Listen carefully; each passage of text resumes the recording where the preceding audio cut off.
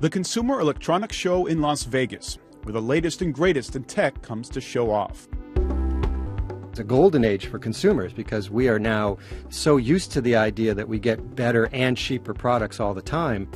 This is Larry Downs. He co-authored a new book called Big Bang Disruption, and he knows why tech success is faster and more fragile than ever before. Take the GPS device, for example. That did away with paper maps. But then Google came along. It already had mapping data and the Android devices and a data connection. It didn't take much to suddenly give people navigation apps on their smartphones for free.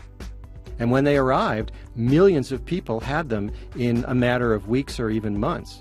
So for the companies that were making the traditional GPS devices, people like TomTom and Garmin and Magellan, there was no time for a competitive response. Increasingly, across industries, new products and services enter the market both better and cheaper than existing products. Consumers will jump ship, sometimes overnight. Here's how it used to be.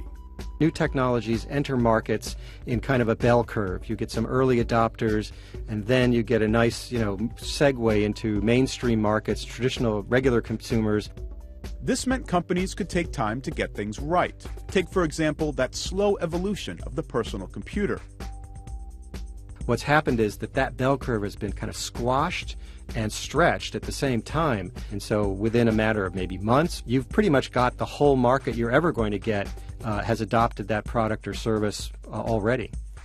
So a company changes the game really quickly, but then people want the next big thing.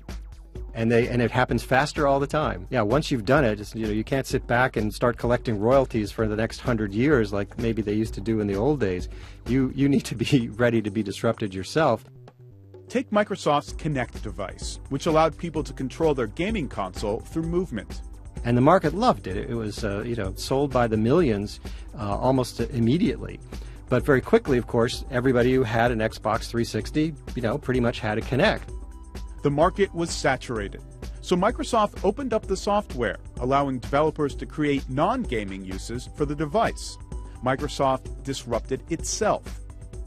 So back to CES and its rows of gleaming gadget goodies aiming to disrupt. What does a guy like Larry Downs look for?